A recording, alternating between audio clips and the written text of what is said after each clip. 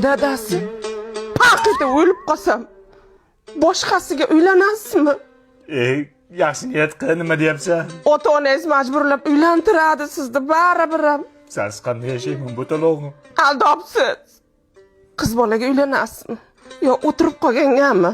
O'lib olaverchi, keyin uni qilamiz. Nima? O'lmaysan sen, yaxshi niyat qilgin. Men qaydaga suv olib kelay. O'lmaya. Dadasi, men o'lganimdan keyin o'g'limni opamga bering. Nimaga? Sunnat qiladi. Voy, sunnat bo'lgan-ku.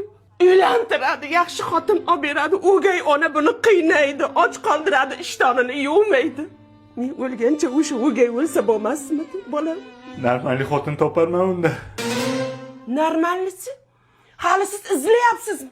Men hali o'lmay turib, siz o'zingizga xotinni mosidan qilib... Bunga qarash kerak-ku. Doktor ahvoli qanday? Hech narsa qilgan, oddiy gripp bo'lgan-ku, bular.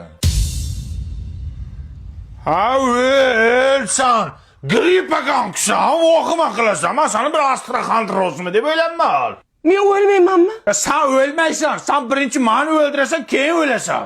Dadasi, onamga telefon qiling. Uyda dokumentini olib notarsga ketyapti.